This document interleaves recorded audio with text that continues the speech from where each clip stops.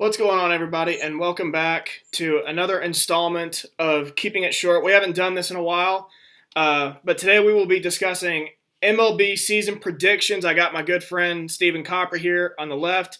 We will not be joined with James today. It'll just be me and Stephen, which will be fun since we go way back and we played some Little League baseball together. How you doing today, man? I'm doing good, Shane. I'm doing good. How y'all doing up in PA? Can't really complain. Just the fact that it snowed the last couple nights, or not nights, but last week. Just your average springtime snowstorm. Yeah, it snowed the day of spring, March 20th. It snowed that day. So sure, it was 80 degrees here yesterday, so no big deal. Yeah, but y'all are getting killed with pollen. I know that about the South. That's true. I'm surprised I'm breathing. Yeah, that's true.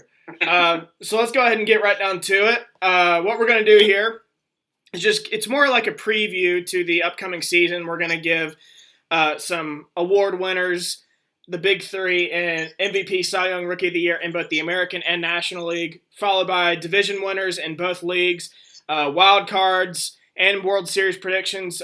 Steven, you ready to get going? Let's do it, brother. I'm ready when you are. All right. So starting in the American League, we're going to start with MVP. Who is your MVP pick for the American League? My pick, out of Los Angeles, I got Mike Trout winning the MVP this year. For me, you just can't keep a guy with that much talent from winning awards very often. He's the epitome of a five-tool player. And I've got a bit of a scorching hot take for you, Shane. I didn't talk to you about this when we were setting up, but Mike Trout, to me, might, at the end of his career, be the best player that has ever played the game. If he keeps up his pace. Do you have any idea what he's on pace to get for career numbers? I don't right now, but I know he has. Has he eclipsed 200 home runs? He doesn't have 200 home runs. He's got 150, I think, and he's got 100 stolen bases. And he's hit, I would say, 280 probably for his career. I mean, his slash marks are insane. Yeah. So I think that Trout, although he's got there's probably 8 or 9 guys that kind of run through my mind in the American League that could conceivably win it. The addition of Giancarlo in New York is going to be a big detriment to Trout. But I think I just think that him and what he means to his team kind of puts it over. I see the most valuable player, not as a lot of people see it, as the best player on the best team, but as the player who's the most valuable to his team. So what about you? What do you got? I actually have the exact same thing. I went with Mike Trout. It's like every year they give it to the same people. It's Mike Trout and Bryce Harper like every year. So yeah. I usually try to think outside the box, and last year I did. I can't remember. Oh, Francisco Lindor was my MVP pick, and Nolan Arenado was my NL. So now I'm kind of like, well, I'm just going to go with Mike Trout this year since I didn't do it last year. But yeah, I'm with you. Just a chalk again. Yeah. Most talented player in the league. He's going to get, like his home runs, his hits, but he might be able to boost his RBIs a little bit more now that he's got Ian Kinsler, who else? Justin Upton and all those other guys in the same lineup. Guys that are going to be setting the table for him. Yep. And I think that having Albert Pujols there to protect him a little bit. Albert's kind of lost a step, but I mean he's still one of the better hitters of a generation. Yeah. So having him there to protect him, I think as long as Albert can produce, I think that's going to be a good thing for Trout. Yeah. What about Cy Young? Cy Young, I went to Boston and I got Chris Sale winning it. He came in second last year to Corey Kluber out of Cleveland, and I almost went with Kluber. To win back-to-back Cy Youngs, but I can't remember who I took last year. I think it was Kluber.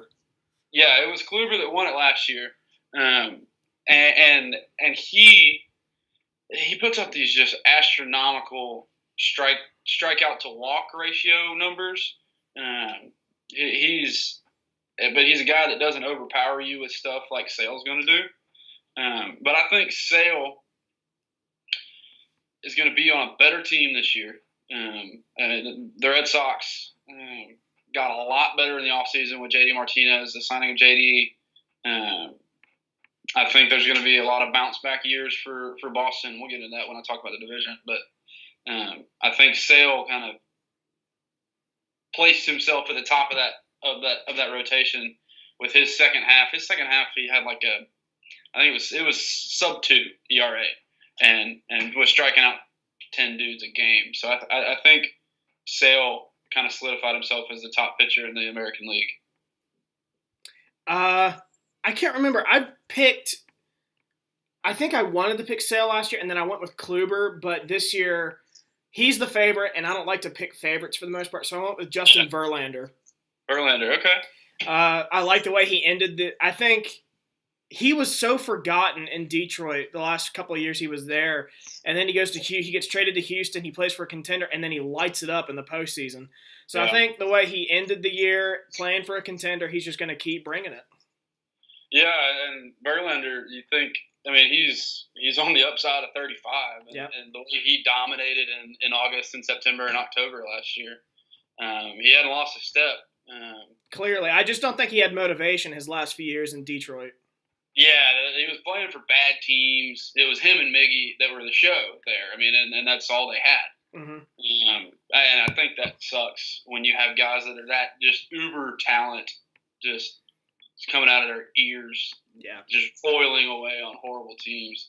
Not to mention he's married to the hottest woman on the planet, Kate Upton. So I mean that too. Why would I want to try so hard? I got Kate Upton to go home to.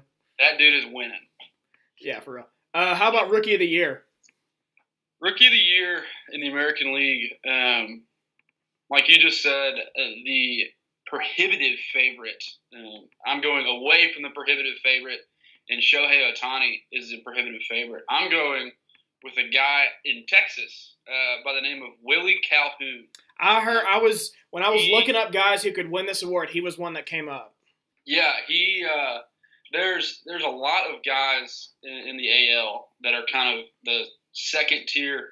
Hey, let me say this before we get into this. Rookie of the Year is by far the hardest to predict. Mm-hmm. I mean, you're predicting guys that are 21, 22. Yeah, I was looking up guys but some aren't even on the roster right now. They're still in the minors. Yeah, they're still in the minors, and it's just impossible sometimes to predict preseason what rookie is going to come up and make a splash. So take these with a grain of salt, I would say, but I think Calhoun, the big thing for me for Rookie of the Year is having a guy that's going to play a lot. Sometimes that doesn't happen. Sometimes it does. It's kind of flaky that way in Rookie of the Year awards. But I put a lot of value in a guy that's going to play a lot. And it looks like Calhoun is going to be slotted in that left field spot.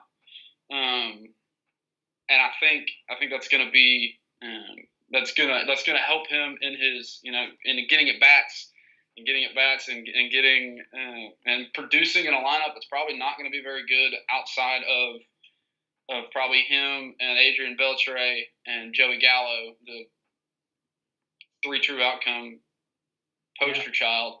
I think Calhoun is kind of I'm kind of putting my money on a dark horse, but Ohtani to me. I watched a couple of his games and a couple of his starts, and it just looked like he's overmatched. He was throwing to guys that are going to be in Double-A, and it just didn't look. It kind of scared me away from him. What do you think? I actually did go with Ohtani, and I just said I didn't like to pick favorites, but I went with him anyway, just because he's likely going to be in that rotation opening day. So. Maybe he didn't bring it spring training, but it's spring training. Can't really tell a whole lot. Maybe he brings it. I don't know. I'll say he brings it and puts up a solid season. I think the novelty of him, too, is going to help. Is going to help him. Yeah, I think his versatility if he truly does go two ways, like if he truly does hit when he's not pitching, I think that'll help him because it's just something we really haven't seen since the 20s, the 30s, something way back in the day. for sure. So now we're going to get into the division winners. Let's start in the AL East. Who do you have winning that division? Starting off with probably the hardest one to pick of the. I just went in alphabetical order. Yeah. I honestly, and this is my honest opinion, I think that this could come down to a game 163 between the Yankees and the Red Sox. The other three teams are not going to be close to them. The Blue Jays might crack 500. The Orioles are in full rebuild, and the Rays are in full rebuild. Yeah. So, the amount of talent between Boston and New York is so prohibitive and so insane. And deep farm systems too. And yeah, they've got guys that they can plug and play. Yep. Gleyber Torres is a guy that I looked at for the AL Rookie of the Year. That's a middle infielder for New York, and he's one of the top prospects in the game, and he's just stuck because there's nowhere to put him. Yep. I don't think he beats out Neil Walker for that spot. Yeah, and it's just if my heart says Boston, my gut says New York.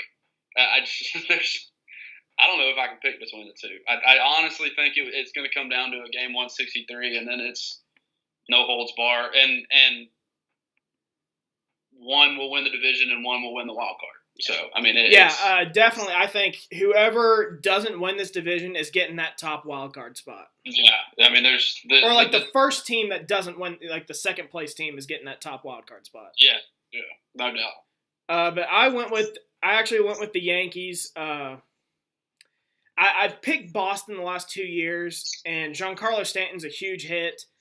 If they hadn't signed, or a huge home run, I should say, for them in terms of trades. If they hadn't signed Neil Walker, I might have gone with Boston. Yeah. But Neil Walker, I don't think people realize he's pretty solid of a hitter. He spent a lot of time in the Central. I watched him play a lot, and he's. I think the best thing you can be as a guy who's not a superstar uber talent is serviceable. Yeah, he is as serviceable as they come as a major league second baseman. He all he does is just scrap together at bats and produce in a spot that you don't usually see just heavy producing guys. And I think that's Neil Walker was a big pickup, obviously the Giancarlo trade, and they picked up Brandon Drury to play third base.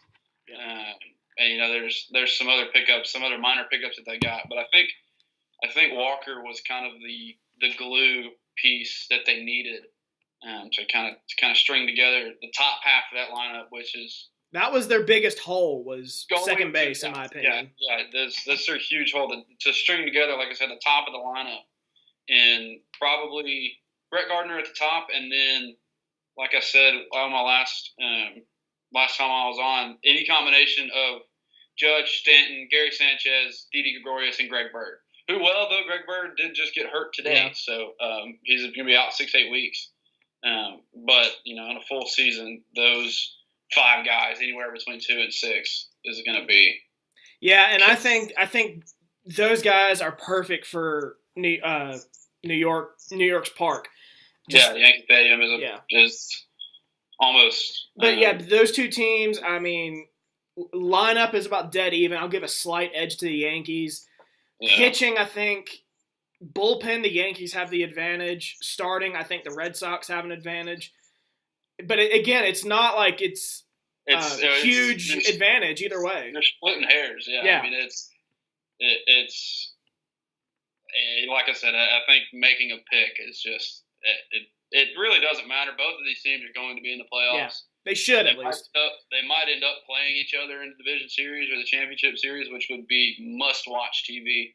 But I mean, it's picking between the two of them is almost impossible. So I think we're both in agreement. I think we both took the Yankees. Yeah, probably. So let's move on to the AL Central, and I think we're both going to have the same. We're going to probably have the same these next two divisions, but let's start in the AL Central. Who do you have? I got Cleveland. I mean, there's not another team in that division that's if Minnesota is an okay team. Push for it. Yeah. they're a scrappy bunch up there in the Great White North, but it's Cleveland's division to lose, and it's probably not even going to be close. Yeah. I think there's a lot of talent and it's a lot of no name talent, which is something I like to see. I don't guys that don't get a lot of credit because they're playing in the worst place in the world. But I think guys like Frankie Lindor, I mean, he's obviously blossoming into a superstar before our very eyes. Jose Ramirez is a guy that is going to produce for him. Michael Brantley is coming off of an injury year. He's always hurt. Always hurt, though. Yeah, and he's going to be big for him. But the starters for that team are the heart and soul. Kluber, Carlos Carrasco, guys like that. I mean, I think it's their division to lose, and I think you probably feel the same. Yeah. I got the Indians winning that division. There's no outside of Minnesota. I could see Minnesota giving them maybe a little bit of a push to contend in that division, but nobody else. Detroit is rebuilding. Kansas City is kind of in no man's land. They're not rebuilding. They're not contending. Yeah. And the White Sox are kind of in a rebuilding phase. Some people have said they might be a surprise team to watch out for this year. Yeah, Chicago's a weird, kind of in a weird spot because they've kind of been rebuilding for a while. They've got a surprising amount of kind of homegrown talent, a little bit that they've kind of gone and gotten, but putting it all together, I don't see a top of the line starter on their roster. Yeah. I don't see one in the farm system. It's just going to be tough for them. Yeah, but I think the Indians run away with this division. Yeah, like I said, I don't even think it's close. Yeah. AL West, I think we're both going to be in agreement here. Who do you have? Yeah, give me the Astros by about $1 million. You said it when you were on a few weeks ago that you thought they could break the single season wins record. You still going to stand by that?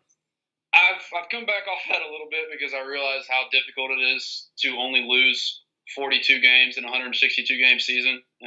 Well, they would have to lose 41 to win 121 games. I think they could get close. They've got the amount of talent that they have, and I think playing the division they do,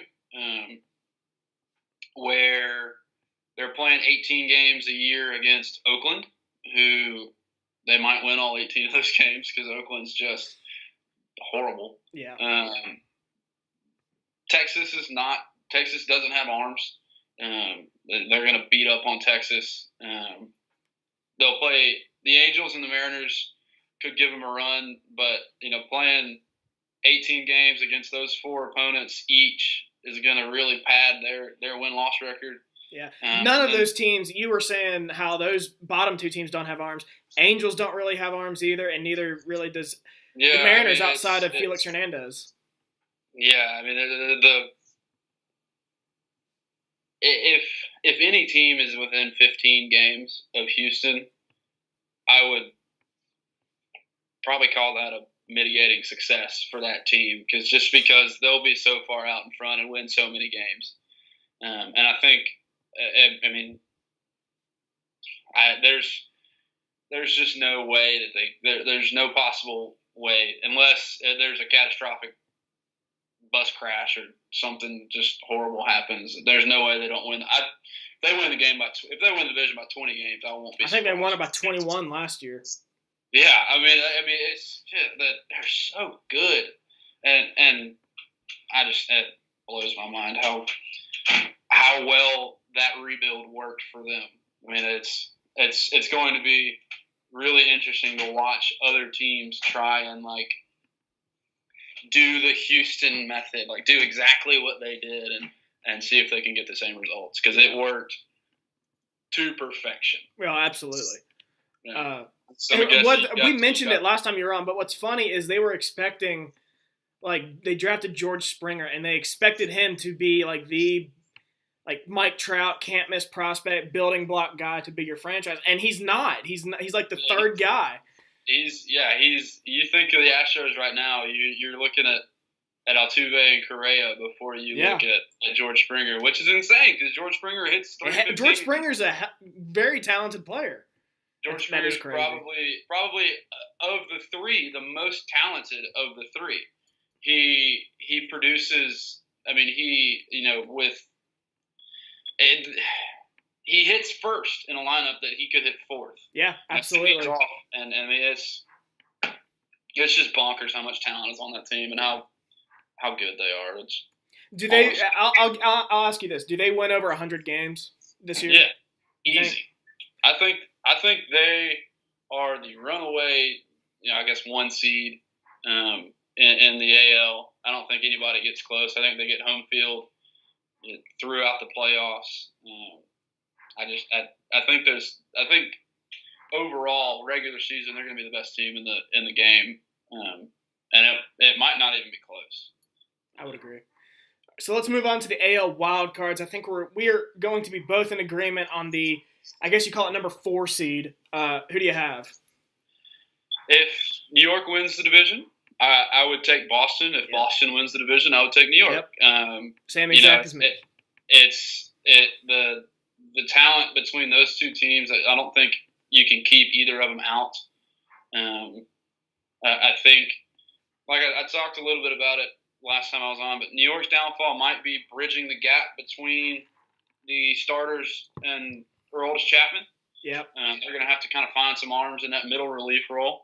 And that not a lot of people are talking about this, but that's the one thing with the Yankees. If their starters aren't on, it might be ball game. Yeah, it might. And a lot of people don't talk about this, but strikeout heavy pitchers might possibly have some success against the Yankees because Judge strikes out a lot. Gary Sanchez strikes out less than he did when he first came up. Stanton strikes out a good bit. Mm-hmm. I mean, if guys, we really hype up Stanton, and he's a great player. Don't get me wrong, but he's a 270 hitter that does hit about 50 jacks. He's not, he hits 59 homers, but right. I mean, he probably would hit. He's probably going to hit 265, 270 again this year. I mean, that's not. No, it's good. By any stretch of the imagination, every other number he's got is insane. Yep. But hitting 270, I mean, he might strike out 160 times. And their number one division rival, Boston has strikeout pitchers. Yep. Chris Sale and David Price and Rick Porcello. Those guys at the top of the Boston rotation, they're strikeout guys. They try to strike everybody out, and I think that could make a difference in the division race. They got to play each other 18 times, just like every other division team does.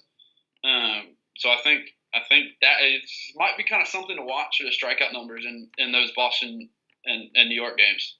Yeah, I'm in agreement too. I went with Boston. You could really do. You could just. Those are interchangeable. I think the Yankees and Red Sox. But the 5th seed, I'm curious to see who you pick because I really struggled with this one. Yeah, I did too. There was 3 teams. I think maybe 4 if you're generous. Have a real shot at competing for this second wild card. I ended up going with Minnesota. You have the exact same 5 teams as last year. Yeah, I do. But the and I hate to see it. The discrepancy between good teams and bad teams in the bigs is really easy to tell. I mean, it's real easy to tell which teams are going to contend and which teams are not. This is the hardest sport to predict. Yeah, by a long shot, and I ended up going with Minnesota. My other 3 teams that I kind of mulled around with were the Angels. Yep. The Mariners. I always want to pick the Mariners. So do I. And I know you do too. But I until they show me that they can get over the hump, it won't ever happen for me. Yeah. And then they're just in that weird not hiatus isn't the right word, just limbo where they have the lineup, they got that one pitcher, but the bullpen's not very good, and the rest of the rotation's not that great. Yeah, I mean and that's what makes it tough picking them. I mean, in one game, you might take Seattle over 25 of the 30 teams, but in a series or or even in a wild card situation, it would be tough to convince me that Seattle was a viable contender. My other team was Chicago. Like you were talking about, if they can put it together, if some young guys come up and surprise everybody, I think there's a good shot. There's a guy that's probably going to be pitching here in Birmingham by the name of Michael Kopech, that could be a kind of dark horse rookie of the year candidate. He'll get called up eventually. The dude throws like 102 with ease. He's a starter. He's got some nasty stuff. I try and go see him every time he's pitching here in Birmingham. And I think Toronto, I mean, they've got I always want to root for Josh Donaldson coming from Auburn, but their lineup is getting old, and replacing Edward Encarnacion and Jose Bautista with guys that just aren't their caliber. So I think Minnesota, with the additional Lance Lynn, keeping guys like Sano and Brian Dozier, Joe Mauer, those guys, I think I'm going to go with them. But I'm curious to see if you're keeping par with your Mariners pick. I wanted to. I've picked them the last 2 years. I actually picked them to win the division last year, and they let me down. But yeah, like you, I'm done picking them until I see it happen. But the team that I went with, you didn't mention until the very end that I went with Toronto.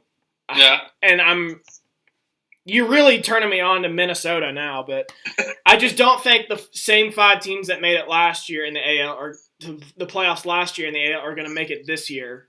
Yeah. So I went with Toronto. When I think it's going to come down to the 3 teams: the Angels, Blue Jays, and who was the other team? Minnesota. Yeah, Minnesota. Yeah. And I just looked at their lineups. I really want the Angels was originally who I had, but they have the lineup. I don't think they have the pitching. They got a decent bullpen, but their starting rotation outside of Garrett Richards is not very good. Yeah, and who knows? Shohei Ohtani is kind of a wild card right now. We don't really know what we're going to get. Yeah, I agree. I mean, it's going to be. I think the AL could be. I think the National League is going to be more competitive than the American League this year. The AL is top heavy. Contenders and non-contenders in the AL. Yeah. But when I looked at Toronto, I compared all 3 of those lineups, and I thought Toronto's probably is still pretty good. They did, like you said, lose some pieces, but it's still a pretty good lineup. Starting rotation of those 3, they might have the best one with Marcus Stroman and J.A. Happ, Marco Estrada. Yeah. Their bullpen though is questionable, but their bullpen's questionable until they get to the end. Roberto Ozuna is a lockdown closer, and I love a closer. I think closer is probably the most underrated position or job on a baseball team. I think getting the last 3 outs is crucial. And they've got one of those. They've got Ozuna. So I think Toronto was, like I said, another one of those teams that I toyed around with. It'll be interesting to see, though. I think the second wild card is going to be the most competitive. Yep. It's going to be what everybody's fighting for. Because I think the East, the Central, the West, the first wild card. That's pretty much an all lock. Yeah, those are all pretty much locked. Unless there's a bunch of injuries, yeah. Yeah. So that'll do it for the American League. Let's go over to the National League, where our teams are both in. But let's start with the MVP. Who did you pick? I went with Bryce.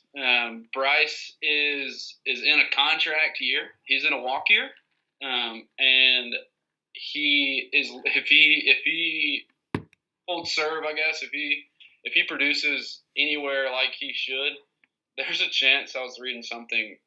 I don't remember how long ago it was. You actually made a really good point about this being a contract year for him. He's gonna want to. Yeah, he's gonna put out. He's gonna show out. I didn't even think about that. Yeah. And I think that he was looking at a contract offer of like $500 million. Was like what he is worth to a team, and I think somebody might give it to him. Is he though? Is he worth that much? I love Bryce Harper, but is he worth that much? He's never made it past the first round or the divisional round. And I'm not saying that's his fault. But Marlins can give Giancarlo Stanton $320 million 4 or 5 years ago. I'm not even gonna think about what a team like the Mets or the Yankees or the Dodgers or somebody in a huge market. God forbid he goes to Chicago to the Cubs. I might just quit the game of baseball if he goes to the Cubs. So I want to ask you this now and probably at the end of the season when it's all said and done. But right now, do you think Bryce Harper's with the Washington Nationals next year? No, I don't. Unless they can convince him to extend his contract for some astronomical number. I don't think that he's going to be a National in 2019. I think the options for him are too wide open. There's going to be people lining up at his front door with dump trucks full of cash to dump on his front step. I think that's going to – and Bryce kind of seems like that type of guy who might hear the money calling and run full steam. So I think that's just going to be too much for him. So my MVP pick, I didn't pick Bryce Harper. Now that you mention it being a contract year for him and he's going to want that $500 million or whatever it is, absurd amount of money that really has made me reconsider. But I went with Joey Votto. I love that pick. I hate that pick because he's a Cardinal masher. But Joey Votto he's the most underrated hitter in baseball. He's the most underrated player in baseball by a mile. In my opinion, I want to hear your. I'm kind of a Reds fan. Let's go. But I thought he should have won NL MVP last year.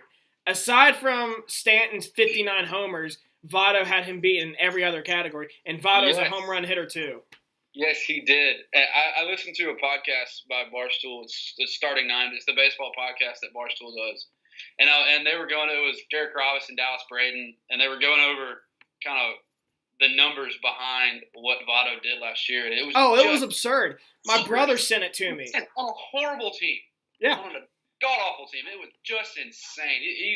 His OBP was 440 or something absurd. He hit 320 with 30 bombs and 100 RBIs, and he slugged 700. His OPS was up over 1,000. Like, it was just bomb. Now, who knows if he can replicate that, but based off that, I'm going to go out on a limb and pick him to be the MVP. I like it. I like it a lot, Shane. Well, thank you. Cy Young. Clayton Kershaw. Until he shows me that he is not the best pitcher of my lifetime, I will pick him every time. The dominance factor that he has is something that nobody in the game right now can do. He's got 4+ pitches. I mean, it's and I don't even think it's close in the National League. There are some guys that could push for it. Scherzer, Strasburg on the Nationals. If any one of the 4 guys on the Mets stay healthy, Wheeler, DeGrom, Syndergaard, Harvey, if those guys stay healthy, they can push for it. There's a couple of guys on the Cubs that can push for it. There's a guy or two on the Cardinals that can push for it. But I think Kershaw is head and shoulders above any pitcher. And I think that it's his to lose. I didn't take Kershaw, but I'm in agreement with you. He is the most dominating pitcher. Did he win the Cy Young last year? I don't remember. Scherzer won it last year. I picked Scherzer this year. I'm probably going to have to change that. I'll change it right now to Kershaw, sure. Perfect. I don't like to pick the same guy who won it the previous year. Yeah. Last year I actually went with Noah Syndergaard. I flirted with picking him again this year, but went with Scherzer. Now I'm changing it to Kershaw. Yeah, when Syndergaard's on, Yeah. he can dominate in a Kershaw-like fashion. Yeah. But the sheer fact that I'm saying Kershaw-like, I mean, it's I think it's Kershaw, and it's not even close. Yeah, I agree. So I'm going to go with Kershaw. Rookie of the Year. Rookie of the Year is tough in the NL. A lot of guys picking, I don't know how to pronounce his name, Osuna. Acuna. Yeah, for Atlanta, the problem is he just got reassigned to the minor leagues. Yeah. They're gonna do the same type deal that Chicago did with Chris Bryant when he first came up. They're gonna send him to AAA for something like 15 days, so that they can extend his contract another year. It's stuff with contract law. It's way over my head, but I mean it's whatever the CBA has in place right now is obviously working and worked out well for the Cubs with Chris Bryant because he won a Rookie of the Year and an MVP that year. So I didn't go with Acuna, I did, and I'm changing it right now to a Cardinal, Jack Flaherty. Yep, he was a name that popped up. He's my pick. He is going to start the season in the starting rotation now that Adam Wainwright has hit the shelf with a hamstring strain. That kind of bumps everybody up and slides Jack Flaherty into the back end of that rotation. He's got more, I guess, dominance ability than any other of our young pitchers outside of a guy named Alex Reyes, who's coming off of Tommy John surgery. So he is kind of, that's kind of a wild card. But Flaherty, I think, is gonna pitch his way into making the Cardinals make a tough decision when Waino comes back. I think that his fastball command, his secondary pitches, his changeup, his curveball are all plus, and I think he's going to be he's going to be a surprise to a lot of people that don't watch the Cardinals as closely as I do. So I'm going to go with Flaherty. That may make me a homer, but I'm going with Flaherty with Acuna probably going to be nipping at his heels.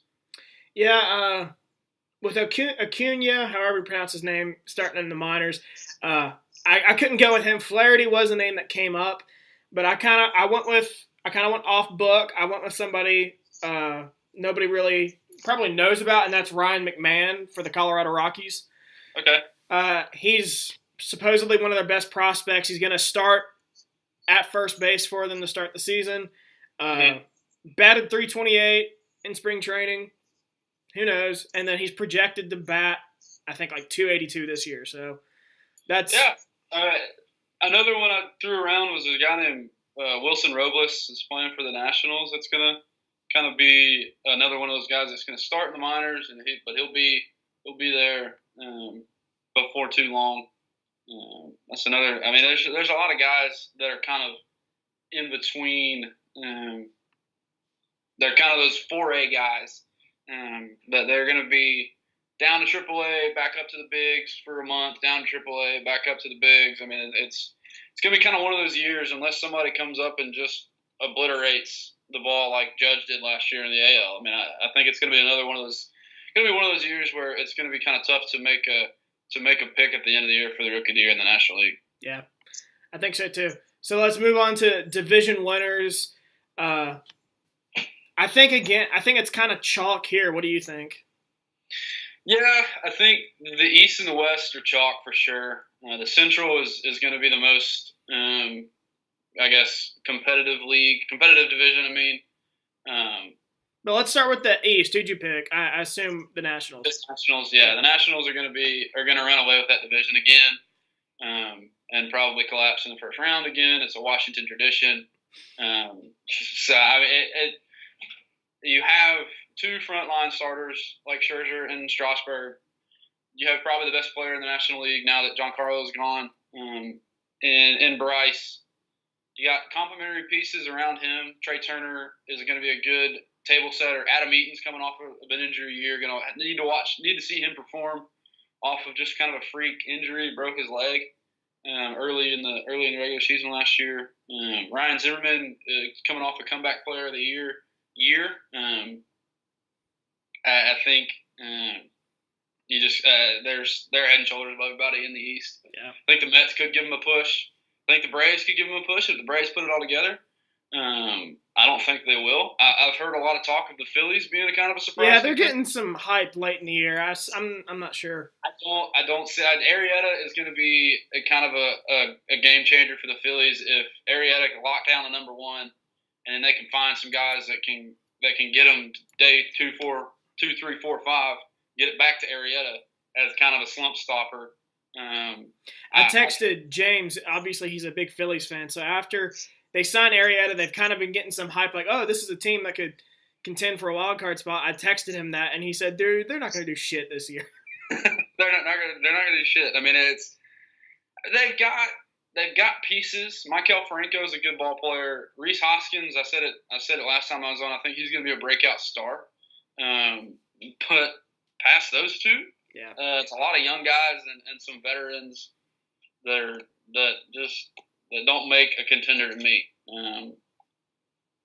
And I don't see a contender outside of Washington in that division. Yeah, I think it's the Nationals. I don't remember what Vegas has their win total as, but I took the under. I think it's around 94. I took the under on it.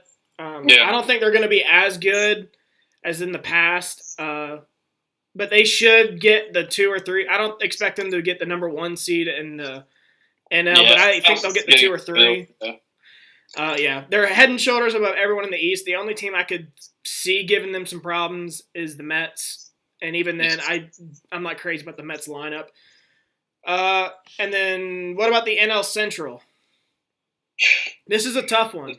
This is the toughest division to the AL East is tough, but I mean you know who's going to win, and one of them's going to win, and one of them's going to be the wild card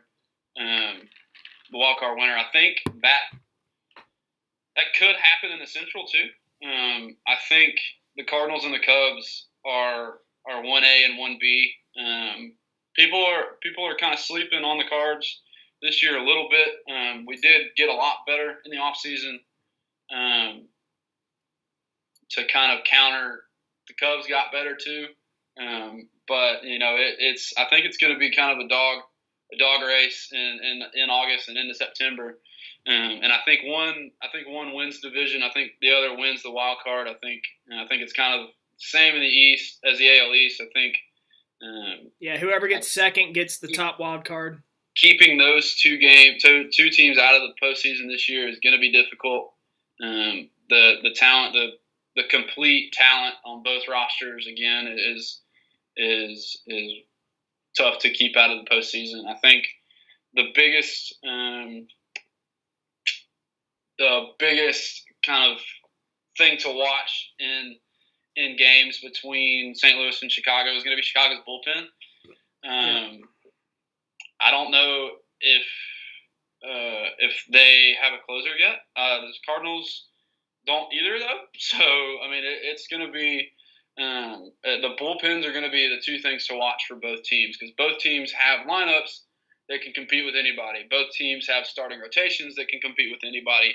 I think the bullpens are going to be kind of what decides division winner versus wild card for both of those teams. What are you thinking? Same thing. I think the same as you. Whoever doesn't win that division is going to be, between the Cubs and Cardinals, is going to get one of the wild card spots, probably the top wild card spot. But I went with the Cubs. Lineup wise, I think they're not significantly better, but I think it's better and not like picking hairs better. I do think it's just better.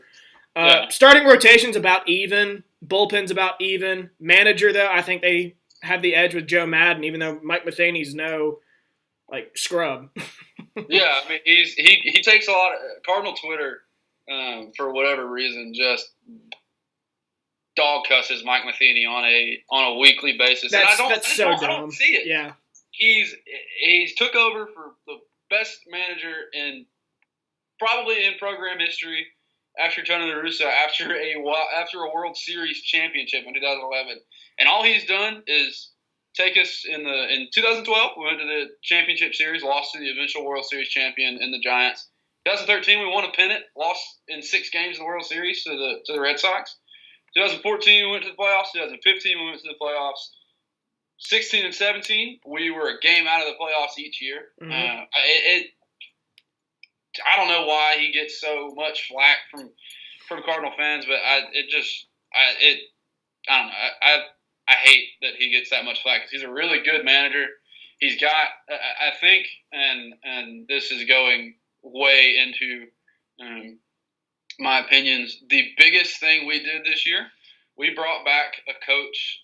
His name is Jose Oquendo. He's kind of the Cardinals' secret weapon. He's an infield instructor, third base coach, and if you look back at Cardinal teams that have been very successful, it's been Jose Oquendo that's been on that staff. He's been out for the last 2 years with some knee problems that he's having as an old guy, but it's I think he could make a huge difference kind of behind the scenes. Yeah. If the Cardinals hadn't picked up Marcell Ozuna, I'm not sure I picked them to win very many games. Not very many games, but I'm not sure I picked them to make the playoffs, which I do. Spoiler alert. But what about the NL West? I think the West is chalk. I think it's going to be the Dodgers. Yeah. I don't know about you. I tried to give it to somebody else because the Dodgers are really banged up right now.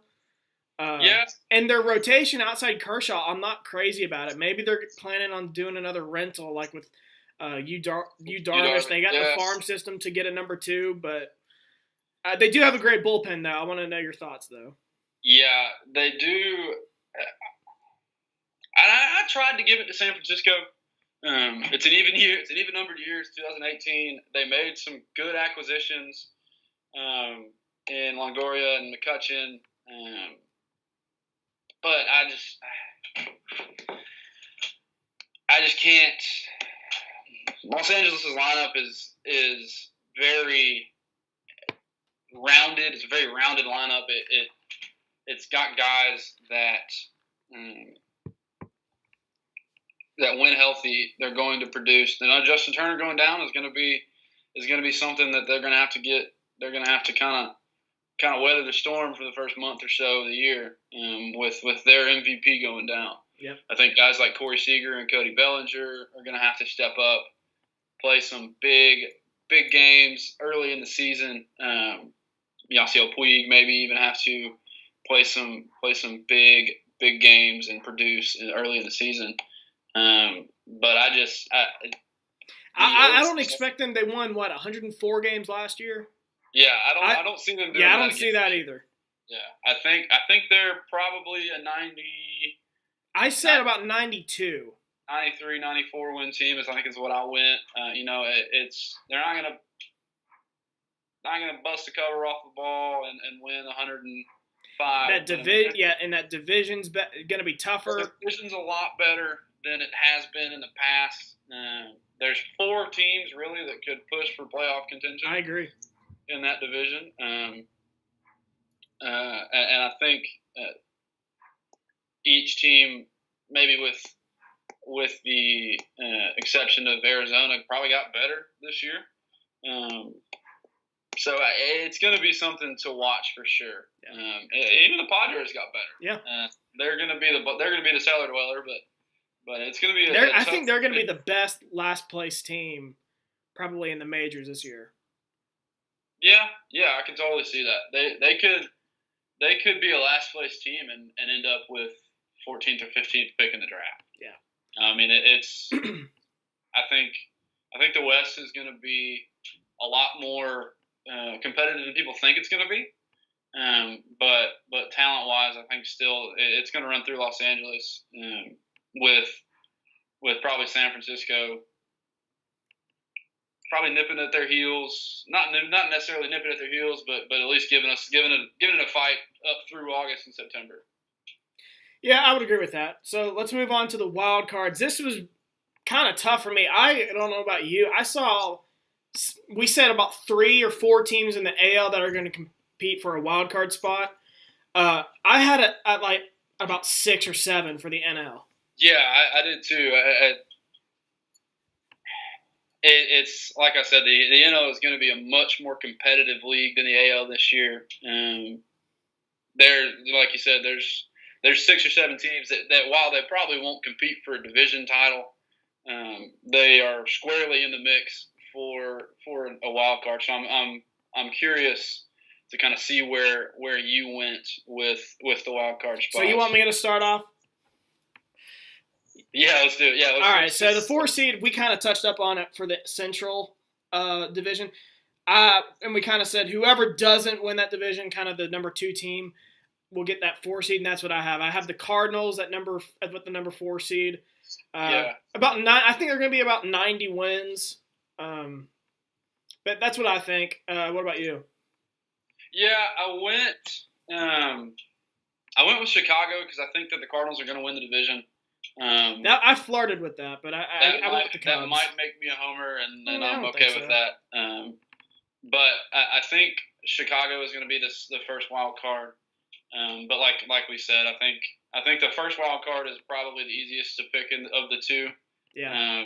So the second, I'm eager to kind of see where you went for the second wild card. Yeah. So the second one, I tried like hell because I know we really hyped up the Rockies the last time we talked. I tried like hell to pick the Rockies or the Brewers just because I like both of them, and they got a lot better. Not a lot better, but they got better in the offseason. Brewers a lot better. But in the end, I think Milwaukee's pitching rotation worries me. Yeah. The Rockies, they did lose some guys. Their bullpen's not terrific, but it will be a whole lot better with Wade Davis.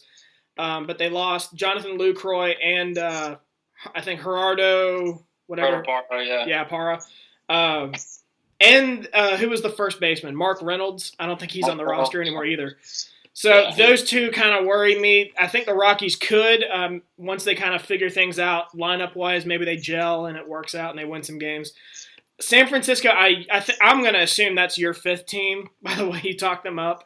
I don't see it. I think they added guys who their best years are well behind them. I could be wrong. It could be like a Justin Verlander. I thought the same thing about Justin Verlander for the Astros last year, but maybe all they needed was a change of scenery with a team that has a history of being in the playoffs with adding Andrew McCutchen and Evan Longoria. But I didn't pick them. I'm going to stick with I think their best years are behind them. The Mets, I don't see it. I don't really see them. I see them at about 500, 81 wins.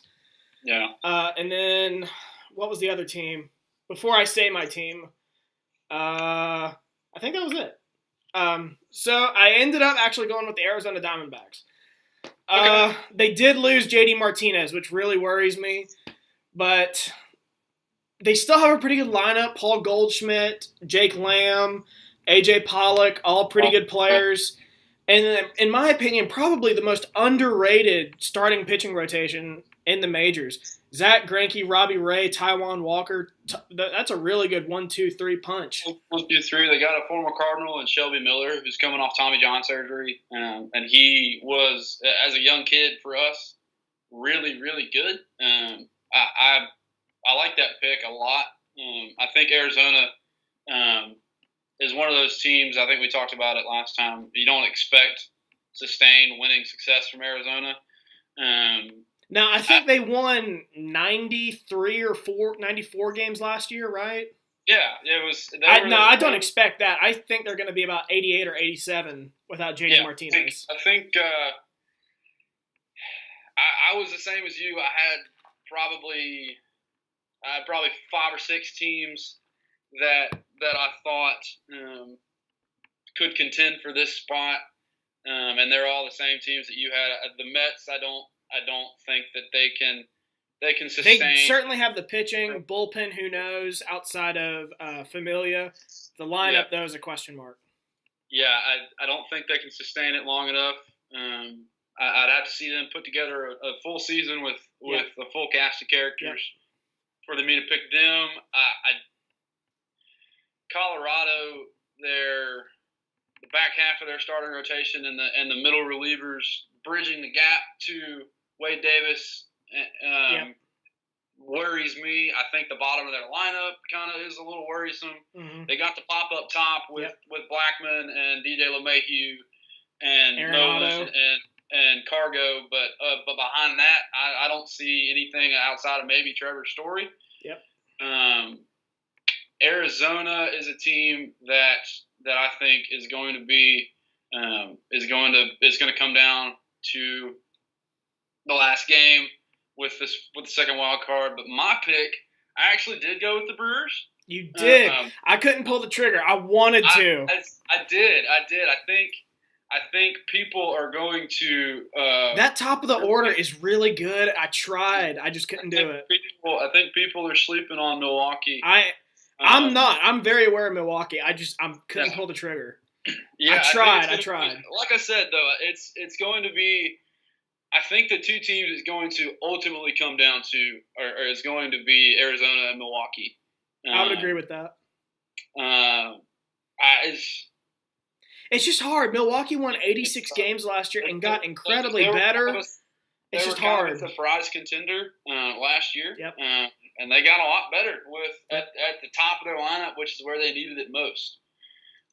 With Kane and Yelich, you're probably going to hit 1-2. Some combination of those two guys are probably going to hit 1-2 to set it up for Eric Thames or Ryan Braun or whomever they put 3, 4, 5. Mm-hmm. The end of their lineup's going to be. Even Travis Shaw and Stephen Vaught are pretty good. Yeah, I mean, the end of their lineup, they might have to plug and play some young guys. Their middle relief is they don't have their bullpen was surprisingly good last year. I didn't know that, but it was. They got a really good closer in Corey Knievel. Yeah, it's going to be tough. That I think is going to be the most kind of competitive playoff spot in Major League Baseball next year. Is going to be the second National League wildcard spot because I think. It's just there's a lot of teams that could make it, and we talked about. So it's just going to be, I think it's going to be a dogfight. I think there's going to be people that are scratching, clawing, just bear crawling to the finish. I think it's really going to be fun to watch. Yeah, I agree. So let's wrap this up. This went a little bit longer than what I anticipated. But World Series prediction, who you got? I've got Cleveland coming out of the AL. It's so difficult in baseball to repeat. Yep. I wanted like hell to pick Houston just because of the talent that they have, but it's so difficult to repeat in baseball. I can't pick a repeat until I see it happen. I think the Yankees in the 90s was the last time that happened. Yeah, it was. It was the Yankees right at the turn of the century, 98, 99, 2000. I think they went 3 in a row. Yeah. In the NL, call me a homer if you want, but I'm picking the Cardinals to come out of the National League. It's because I think the lineup got demonstratively better with the addition of Marcell Ozuna. I think Tommy Pham solidifying himself as a everyday MLB player and a very productive everyday MLB player is something to you can't scoff at. I think Matt Carpenter and Dexter Fowler solidifying themselves toward the end of last year in their spots. Dexter Fowler at the leadoff spot and Carpenter in the 3-hole. I think the sleeper kind of what to watch is going to be the starting rotation and the bullpen gelling. We've got young arms out the yin yang that we can pull. I think that St. Louis. I think we're gearing up for a run, and it's been a while since we've had one. Cardinal Nation desperately needs one. I think it's the year. What about you? What do you got? I'm with you. I didn't pick Houston to come out of the AL. went with the Yankees. The Indians, I think, obviously, like you said with Houston, I can't see a repeat happening, no matter how good they are. Uh, until I see, like you said, until I see it, I can't pick it to happen. Uh, Cleveland, I think, takes a slight step back after losing. I think Victor Martinez was his name. That's a pretty big bat in the order, but they got some young guys. I won't be surprised if they come out of the AL. But I went with the Yankees, although that worries me a little bit with a new manager. Yeah, with Booney stepping in, it'll be interesting to watch for sure. But I went with them. Good lineup, good, not great rotation, and obviously a great bullpen. In the NL, I think you just changed my mind. Not with the Cardinals. Just when we were talking about the Cubs, about that bullpen. I originally had the Cubs in the World Series. I think I'm going to change that. I'm going to change it right now. I'm going to say the Dodgers. I picked the Dodgers to make it last year, though. I don't really like that, but I'll stick with it. Good lineup. Obviously, you got Kershaw. You got a great bullpen. I feel like they are banged up right now, but I feel like once everybody gets healthy toward later in the year, maybe they piece it together, they get hot, get back to the World Series. The Dodgers are always that team, too. That last year, you see it last year, they started the year something like 8-20 something, and they went on an absolute tear in the middle of the year, June, July, August, and just ran away with the West. Yeah. And they were playing their best ball in the postseason. I think that was a team that I wanted to. That was another team. The other side of the coin that I was looking at in the NL, the Dodgers, like you said, once they get healthy, I think it's going to be. I think those are the two teams that meet in the championship series. I think until Washington proves that they can make it past the first round, I'm not ever going to pick them. And I did say that I'm not crazy about the Dodgers' arms outside of Clayton Kershaw in the starting rotation. I fully expect them to trade for somebody and get a solid number two. Throw money at somebody. Yeah. Kenta Maeda's, Hyun-Jin Ryu. He's all right. Yeah. They're not bad. I mean, it's obviously no 1, 2, 3. Maeda's good. I didn't think about him. I was thinking Rich Hill, who's not bad, but I'm not crazy. Rich Hill has kind of come into his own as in the back half of his career. Yeah. Kind of solidified himself as a really good middle of the rotation arm. I don't know. It'll be interesting. Obviously, baseball postseason is my favorite postseason. Probably right up there, alongside the NHL postseason. I think those are the two best by far. But it'll be interesting to watch. I think there's a lot of teams this year that could compete. But those are my two. Cleveland and St. Louis, I think, are the two coming out of it in October for me. Who'd you have winning it? Did you say? I'm going full homer. We're gonna parade down Clark Street. There's gonna be a sea of red at the corner of Clark and Broadway this year. I'm gonna go with the Dodgers. The Yankees. Well, I won't be shocked if the Yankees win it all. I guess I will be a little bit. I just don't think they're there yet. I think they are a year, maybe two away. They got to get some more arms in that starting rotation. Yeah, I agree.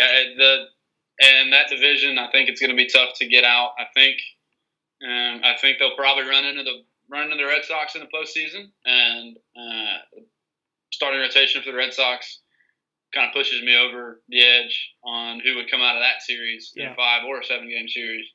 So, the Red Sox, the Yankees, I think, like you said, I think they're probably a year away, unless they throw $500 million at Bryce Harper and then stash Judge at first base or something stupid. Yeah, that's something they would do.